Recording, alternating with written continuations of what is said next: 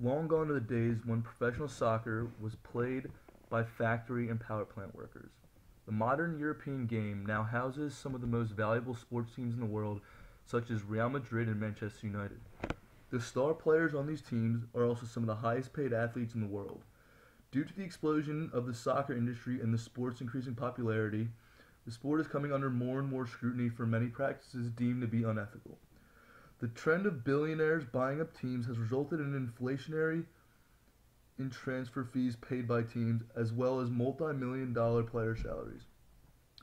This has not just led to teams relying on their rich owners to cover expenses rather than focusing on revenue growth, but perpetuated the vast inequalities between the smaller and larger teams. This is an issue that, if not stopped, could result in financial disaster and the elimination of any true existence of competition in European leagues. Furthermore, the relegation promotion dynamics of European leagues promote serious risk taking among smaller teams that more times than most backfires on teams' finances when the teams fail to meet competitive milestones.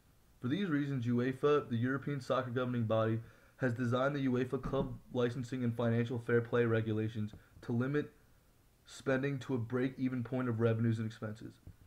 At first glance, this seems to be an effective plan, but in reality, the rules will serve to maintain the current status quo. The ethical dilemma UEFA faces in regards to the fairest way to level the financial playing field may take center stage.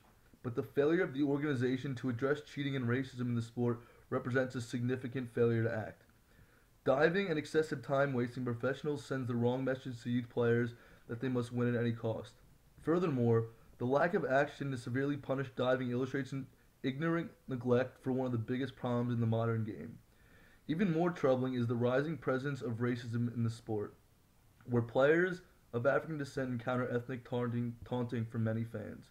The real problem stems from clubs failing to demonstrate their support for eliminating racism, cheating, and irresponsible spending. What clubs truly aim for is winning trophies, and when the big clubs keep winning and the small clubs continue to lose, why would the wealthy clubs want to ruin a sure thing? It is these wealthy teams who have the most influence, and if they wholeheartedly committed themselves to promoting cultural change in the sport, could have the largest impact. However, as long as the wealthy continue to dismiss the issues prevalent in the game, the ideals of the sport will continue to deteriorate.